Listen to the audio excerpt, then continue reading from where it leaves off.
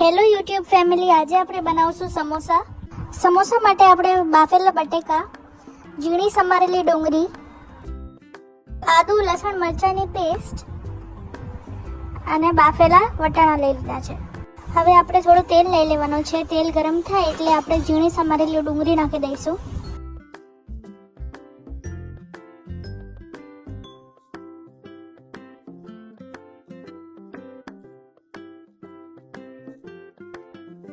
ડુંગળી golden brown થતી હોય એ પછી આપણે એમાં આદુ લસણ મરચાંની પેસ્ટ, હલ્દી પાવડર, લાલ મરચું પાવડર, ધાણા પાવડર, ગરમ મસાલો, આમચૂર પાવડર અને મીઠું નાખીને મિક્સ કરી લઈશું.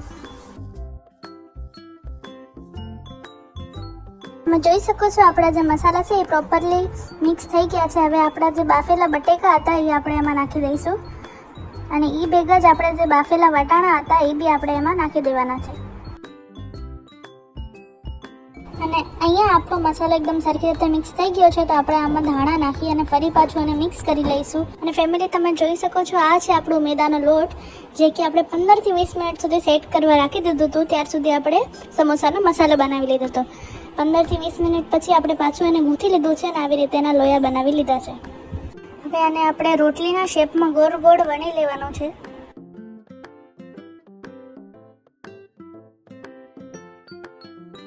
તમે જોઈ શકો છો આપણે રોટલી વણાઈ ગઈ છે અને આપણે આટલું જાડું રાખવાનું છે. એ પછી આપણે એને વચ્ચેથી કટ કરી લેવાનું છે. તો ફેમિલી, આપણો આલુનો મસાલો ઠંડો થઈ ગયો છે તો હવે આપણે સમોસા બનાવવાનું શરૂ કરીએ. તો હવે આપણે સમોસા બનાવી લઈશું.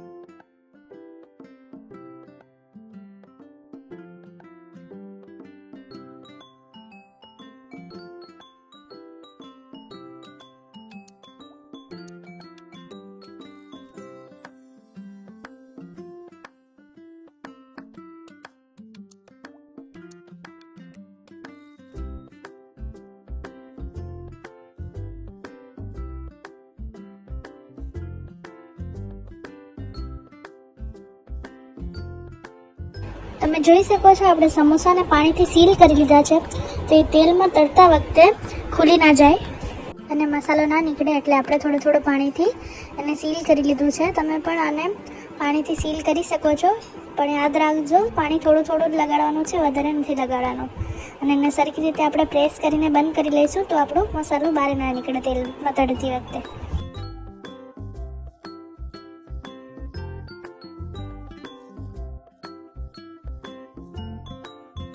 તો ફેમિલી, આપણા સમોસા રેડી થઈ ગયા છે. હવે આપણે ગરમ તેલમાં મીડિયમ ફ્લેમ રાખી અને આપણા સમોસા તળી લેવાના છે. અને ગેસની ફ્લેમ મીડિયમ જ રાખવાની છે તો આપણા સમોસા એકદમ બજાર જેવા થાય.